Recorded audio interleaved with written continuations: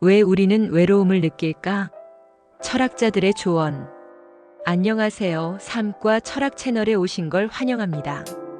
오늘은 여러분과 함께 생각을 나누고 싶은 이야기, 바로 외로움에 대해 이야기해 보려고 합니다. 우리는 때때로 사람들 속에서도 외롭다고 느끼곤 하죠. 과연 외로움이란 무엇일까요? 철학자들과 심리학자들의 조언을 통해 이 감정을 어떻게 이해하고 받아들일 수 있을지 함께 고민해 보겠습니다. 일부 외로움의 본질. 외로움, 누구나 경험하지만 모두가 쉽게 극복할 수 있는 감정은 아닙니다. 우리는 왜 외로움을 느낄까요? 철학자들은 오래전부터 이 질문에 대해 깊이 고민해 왔습니다. 에리히 프롬은 현대 사회에서의 고립에 대해 우리는 점점 개별화되지만 그만큼 더 외로워진다고 말합니다. 우리는 기술적으로 더 연결되어 있지만 감정적으로는 더 단절되어 가고 있습니다. 깊이 있는 관계 없이 빠르게 소비되는 인간관계 속에서 우리는 왜 더 외로워질까요? 프롬은 현대 사회에서의 개인주의가 인간의 본질적인 소속감을 약화시키고 그 결과로 점점 더 많은 사람들이 사회적 관계 속에서도 외로움을 느끼게 된다고 설명합니다. 특히 인간관계가 표면적이고 소비적으로 변하면서 깊은 유대감 없이도 일시적인 친밀감을 제공하는 경우가 많아졌습니다. 이러한 관계는 외로움을 해소하기보다는 오히려 더 깊은 공허함을 초래할 수 있습니다. 사르트르는 관계 속에서도 느껴지는 외로움에 대해 타인은 지옥이다 라고 말했습니다. 사람들과 함께 있어도 외롭다고 느낄 때가 있습니다. 우리는 모두 각자의 관점 속에서 살고 있기 때문에 완전한 이해란 불가능할지도 모릅니다. 사르트르는 인간이 타인과의 관계 속에서 끊임없이 평가받고 오해받으며 때로는 자신을 온전히 표현하지 못하기 때문에 외로움을 느낀다고 보았습니다. 즉, 타인의 시선과 기대에 맞추려다 보면 오히려 자기 자신으로부터 멀어질 수 있고 이는 깊은 소외감을 유발할 수 있습니다. 또한 우리는 타인의 기대를 충족시키려 애쓰면서도 정작 타인을 완전히 이해하지 못하는 한계를 갖고 있습니다. 이러한 상호적 불완전성 속에서 외로움은 필연적으로 발생할 수밖에 없습니다. 하지만 사르트르는 이러한 외로움을 부정적인 것으로만 보지 않았습니다. 오히려 그것을 통해 자신만의 본질적인 자유를 찾고 타인의 시선에서 벗어나 자기 자신으로 존재하는 법을 배워야 한다고 말했습니다. 2부 고독과 외로움의 차이. 하지만 모든 외로움이 부정적인 것은 아닙니다. 철학자들은 외로움과 고독을 구분했습니다. 여러분은 이 둘의 차이를 생각해 본 적 있으신가요? 에픽테토스의 자발적 고독의 힘. 외로움은 우리가 만들어낸 것이다. 나를 만족시키는 것은 결국 나 자신이다. 스토아 철학에서는 외부 환경이 아닌 내면의 평온이 삶의 질을 결정한다고 강조합니다. 외로움을 두려워하기보다 그것을 성장의 기회로 바라보는 것이 중요합니다. 우리는 외로움을 환경이나 타인 탓으로 돌릴 수 있지만 사실 그것을 어떻게 받아들이고 활용할지는 전적으로 우리에게 달려 있습니다. 에픽테토스는 타인의 행동이나 상황에 휘둘리지 않고 오히려 내면의 힘을 키우는 것이 중요하다고 말합니다. 자신의 생각과 태도를 바꾸면 외로움은 괴로움이 아니라 자기 성찰과 성장을 위한 기회가 될 수 있습니다.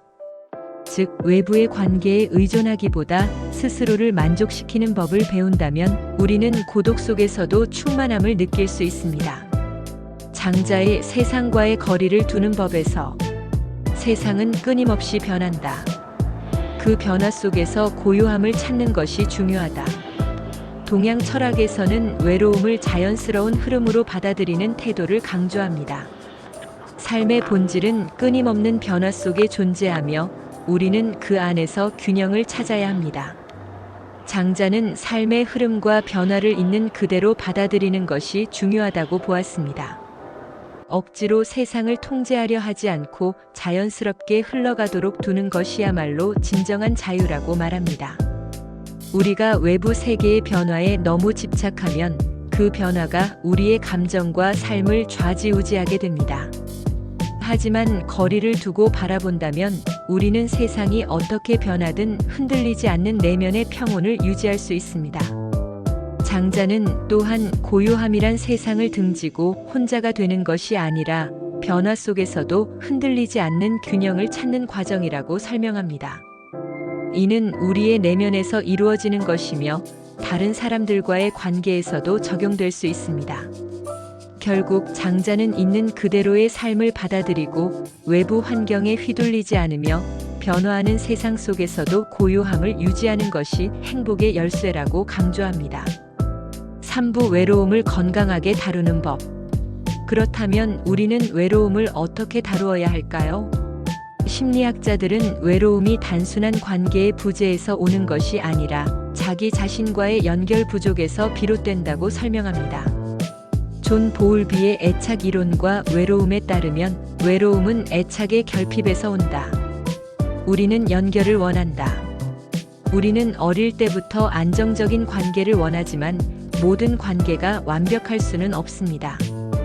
따라서 스스로 관계의 질을 높이는 것이 중요한 과제입니다.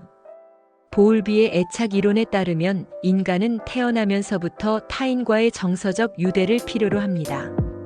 유년기의 안정적인 애착 형성이 중요한 이유는 우리가 외로움을 견디고 건강한 관계를 맺는 능력을 키우기 때문입니다. 반대로 애착이 불안정하면 우리는 관계에서 지속적인 불안을 느끼거나 타인과의 거리감을 극복하지 못할 수도 있습니다. 외로움이 단순한 감정이 아니라 인간의 근본적인 욕구에서 비롯된다는 점을 이해하는 것이 중요합니다. 칼 로저스는 자기 자신과의 관계에 대해 진짜 외로움은 자기 자신과의 단절에서 온다. 자기 자신과 친밀한 관계를 맺는 것이 외로움을 다루는 핵심입니다. 자기 대화, 일기 쓰기, 자기 연민 연습을 통해 내면의 평온을 찾을 수 있습니다. 로저스는 우리가 타인과의 관계에서 외로움을 느끼기 전에 먼저 자기 자신과의 관계를 살펴봐야 한다고 말합니다. 우리는 다른 사람과 소통할 때보다 자기 자신과의 내면적 대화가 단절될 때 더욱 깊은 외로움을 경험합니다. 자기 자신을 진정으로 이해하고 수용하는 것이 중요합니다. 자기를 있는 그대로 받아들이지 못하면 외부에서 아무리 관계를 맺어도 만족할 수 없습니다. 자기 성찰을 위한 시간을 가지면서 나의 감정과 생각을 깊이 들여다보는 연습이 필요합니다. 일기 쓰기, 명상 혹은 조용히 혼자 있는 시간을 통해 자기 자신과 친해질 수 있는 방법을 찾아보세요. 4부 외로움을 다루는 3가지 방법. 첫 번째, 외로움을 인정하고 받아들이기. 외로움을 억지로 극복하려 하기보다 그 감정을 있는 그대로 받아들이는 것이 중요합니다. 두 번째, 좋은 외로움을 만드는 습관 가지기. 혼자서도 만족할 수 있는 취미를 만들고 의미 있는 목표를 설정하는 것이 중요합니다. 세 번째, 깊이 있는 인간관계 만들기. SNS에서 벗어나 오프라인 관계를 더 강화하고 가치관이 맞는 사람과의 유대를 쌓아보세요. 외로움은 우리가 피할 수 없는 감정이지만 그것을 어떻게 바라보느냐에 따라 삶의 질이 달라집니다. 우리는 외로움을 환경이나 타인 탓으로 돌릴 수 있지만 사실 그것을 어떻게 받아들이고 활용할지는 전적으로 우리에게 달려 있습니다. 에픽테토스는 타인의 행동이나 상황에 휘둘리지 않고 오히려 내면의 힘을 키우는 것이 중요하다고 말합니다. 철학자들은 외로움을 성장과 사유의 기회로 삼을 수 있다고 말합니다. 즉, 외부의 관계에 의존하기보다 스스로를 만족시키는 법을 배운다면 우리는 고독 속에서도 충만함을 느낄 수 있습니다. 많은 위대한 사상가, 예술가, 과학자들이 고독 속에서 깊이 있는 통찰을 얻었으며 이는 역사적인 업적을 이루는 데 중요한 요소가 되었습니다. 뉴턴, 칸트, 니체, 에디슨 등도 혼자 있는 시간 속에서 집중력을 극대화하며 창조적인 아이디어를 발전시켰습니다.